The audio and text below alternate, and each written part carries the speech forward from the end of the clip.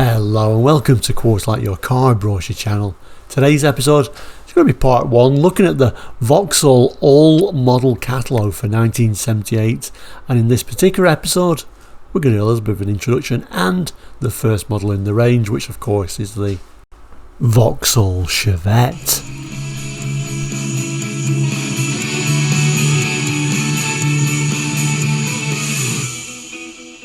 Hello and welcome back, and if you're new to Quotes Like, we're a car brochure channel here on YouTube, looking at car brochures from around the world for the 60s, 70s, 80s and 90s, and sometimes beyond that as well. So if you're interested in cars, car knowledge, car brochures, looking back on cars gone by of course, then please consider subscribing. It is completely free.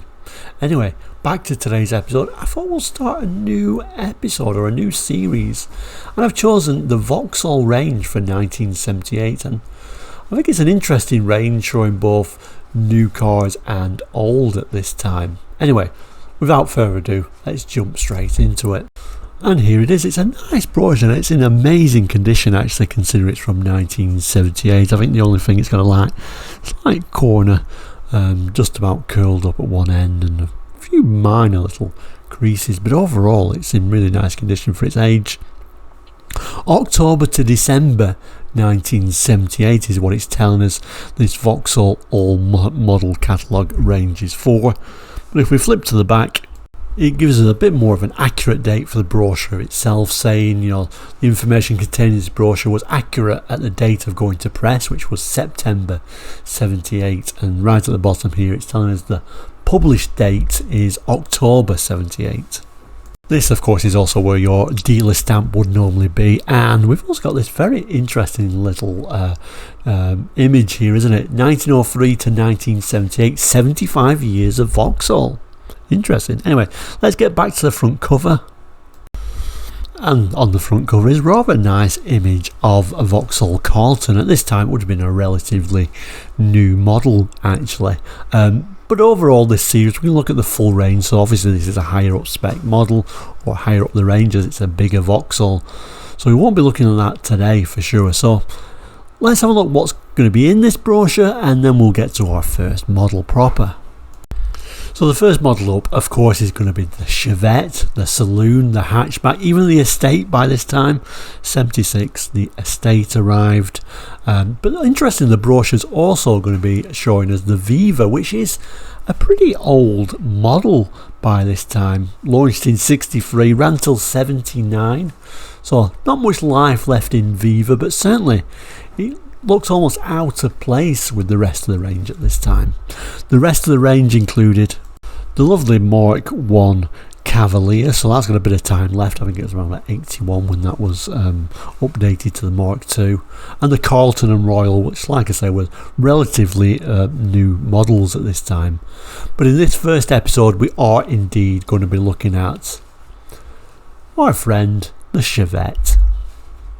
So the Vauxhall Chevette, or Shove-It as it was rather lovingly renamed by the general public, although I think that was a little bit harsh. It wasn't a bad little car and it was reasonably reliable actually, it wasn't too bad at all. But let's just zoom in on the main image. So the first image is rather a nice little hatchback in red with a red interior. GM at the time loved giving exterior and interior colour matching. Even if you look at Australian models, there was also doing them with Holdens, etc. And talking about Australia, obviously this would have been related to the Holden Gemini. In fact, it was related to lots of cars, sort of like the Opel Kadette C. It's kind of the same thing, but they kind of like stuck a more streamlined, sort of a drop nose snoot type design on there.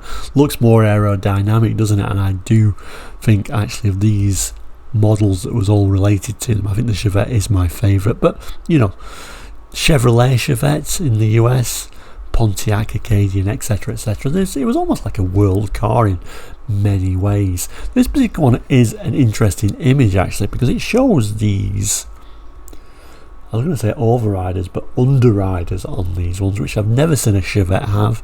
That would have been some kind of like optional extra at the time. It also tells us in the notes that this was the bright work round the wheel arches was actually gone by the time you could buy one. So I guess The older models would have had that little bit of a chrome strip on the higher spec models like the GL, but by this time you couldn't even get it. They must have dropped that from the spec list, I guess. We also had, of course, the saloon, and there was lots and lots of them saloons around. And like I said, by this stage also the estate or station wagon, which arrived around about 76. You'll also notice with these particular ones that they are the pre-facelift models. They later facelifted them, so the headlights themselves were flush units rather than these recessed lights, which logically would make them more aerodynamic, I guess.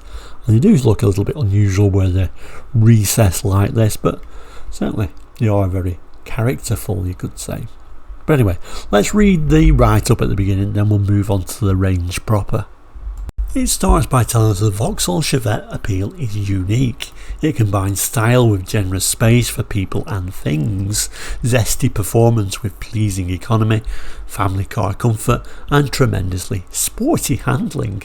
There are 2 models and 4-door trims in E and L versions, plus the 4-door GL. Then there's the spacious L Estate, with all the comfort and convenience of Chevette saloons, plus extra carrying capacity. And finally, there are the renowned 3-door hatchbacks in E, L and GL trims that effectively combine the sporty appeal of the Chevette saloons with the practical versatility of the Estate. So they were a nice sort of base model range, really, the hatchback, saloon and Estate. Certainly feel that British Leyland could have learnt a little bit about this by, if you've got a saloon, why don't you have the same model as an Estate, and then you can build from there. But anyway, we won't get into that. But nice range. Like I say, if you was a bit budget conscious, I think the Chevette was a nice place to go, because like I say, I think it was reasonably robust. Not a bad little car, and they were reasonably reliable. Like I say, it was a little bit unfair that they got the name Shove It, but also a little bit amusing as well. Anyway, let's turn the page and see how the range began. And this range starts with this super basic model, the Chevette E. Now, certainly the E wasn't for executive, unless maybe economical, maybe. I'm not sure what E was meaning to stand for at this time, but here it is as both saloon car versions in both 2-door and 4-door guise.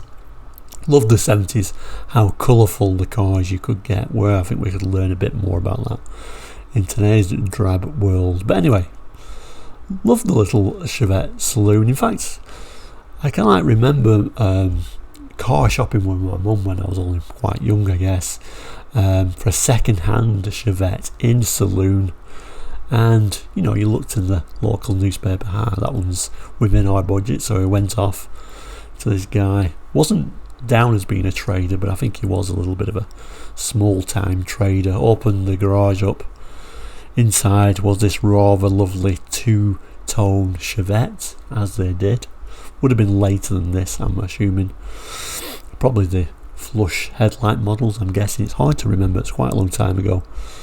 But as the garage door opened, the smell of body filler really went right up your nose. You really couldn't hide that. And instantly, when we quizzed him on that, oh no, that wasn't for this car, it was another car I had in. But obviously the trust has gone then and you walk away. But yeah, we never actually bought one, but I always thought there was nice budget cars. So anyway, the Chevette E. So let's have a look at how that starts.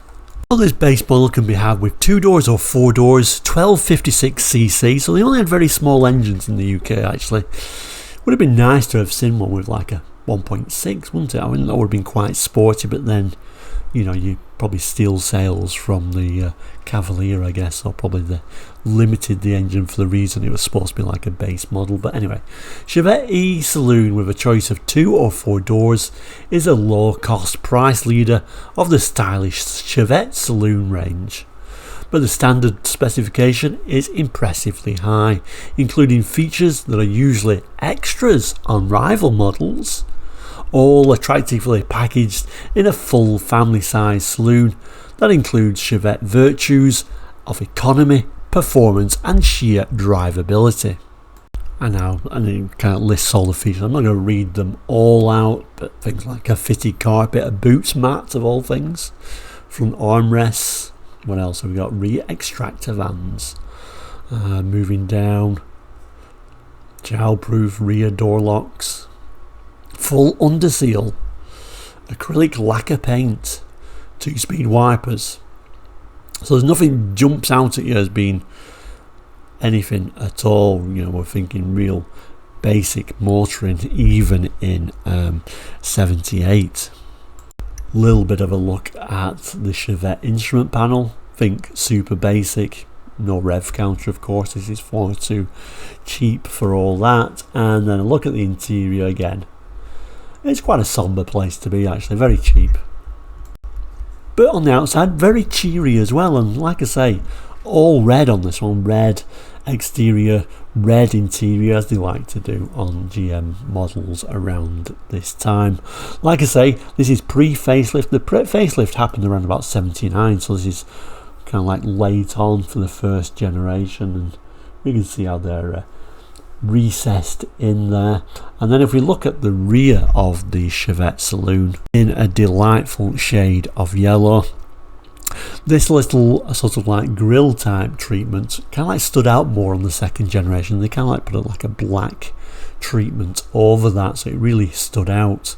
Also interesting on the saloon, I think it was actually the opposite side, but on the opposite side this actually opened up, and that's where you filled it in filled up with fuel. So it's kind of like a hidden fuel cap on these particular versions, which in the UK at this time I think was quite a nice little feature. But overall I do like the styling of them. I think they're a pretty attractive looking car for what is, like I say, basic budget motoring.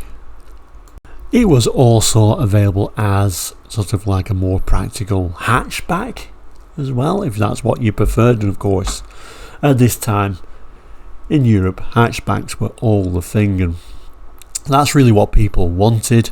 If we just zoom in on the main image though, we can see on the hatchback it didn't have a hidden fuel filler there. That was just out in the open, unlike the hidden one on the saloon. But overall I do particularly like the hatchback as well. It was quite a good little design, I think, overall. Now this again is that super basic E model.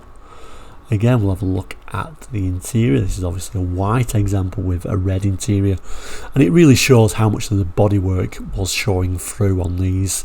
A very small area that's actually covered on the doors. That door card is only quite small, so quite a tinny car I would suggest. Anyway, let's move back to the next model in the range. So the next model was the Chevette L. Again, 2 or 4 door saloons here. It says more real car for your money, but don't be fooled too much. These were still pretty basic when you went up the range as well. Not much really noticeable on the outside, but if we zoom in and we have a look at what is a very unusually coloured Chevette, I'm not sure I've ever seen one in that colour, we can see little things like they had little extra bits of chrome, so that extra bit of bright work denoted that this was the next model up in the range. Let's have a look at the text though. It tells us even more luxury for only a little bit more money. That's the special appeal of the Chevette L. 2-door and 4-door saloons. Its superior specification include reclining front seats with infinite adjustment for achieving the ultimate comfort, and inertia real seat belts. On the road, the tautness of the Chevette, like all Chevettes, is immediately apparent. Precise rack and pinion steering, all coil suspension, anti-roll boys front and rear, and superb stopping power add up to handling qualities of a very high order. Chevette L specifications as the E plus.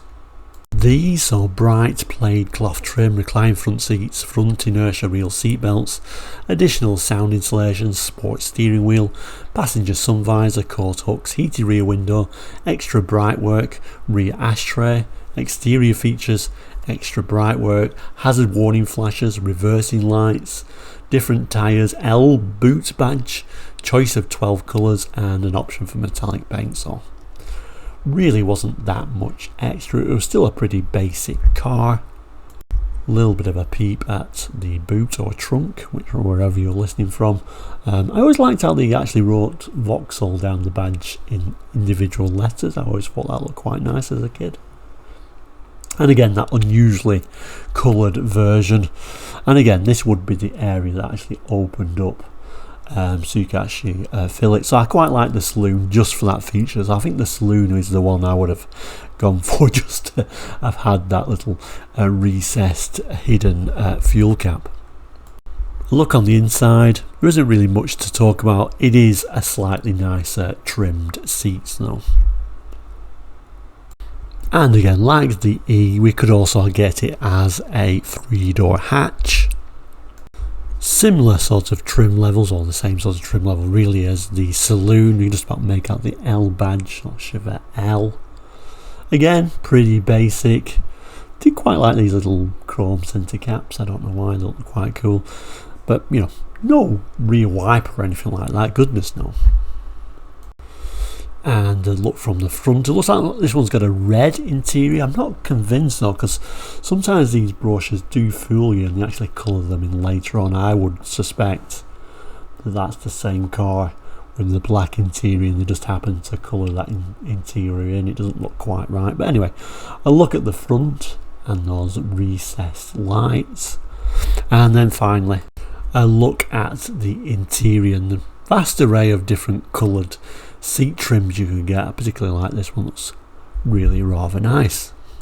Next up is probably my favourite in the range. This is the GL Saloon. I did particularly like little bits of extras, although again, don't think it's anything fancy at all. It really is still a very basic model, but I did little touches like these rather nice looking sports road wheels, and also if you got a colour like yellow, I did quite like it. Add this sort of like matte black colour there in between the lights. I think it made it look like it was something a bit different.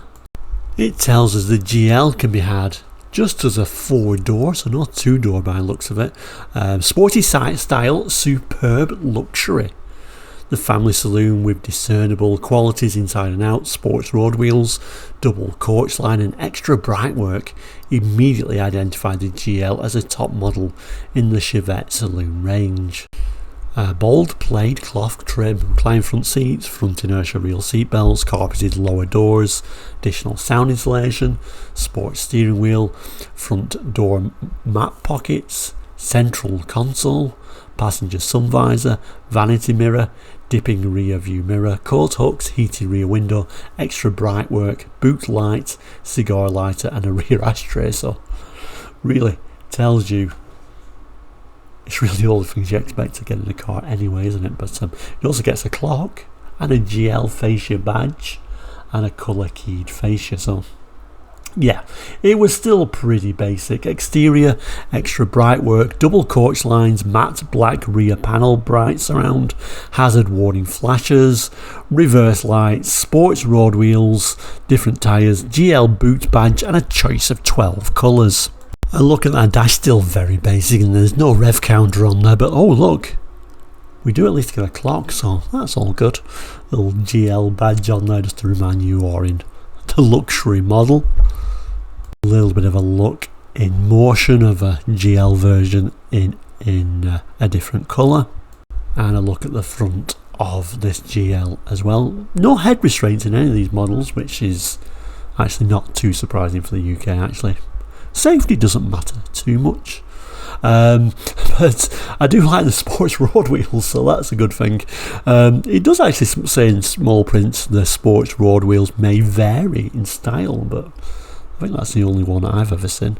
And the interior, although it doesn't have head restraints, certainly looks a little bit nicer, doesn't it? We've got these sort of full door cards in there to make it a little bit less like the budget model that it is. And yeah, you could also get it as the 3-door hatch as well.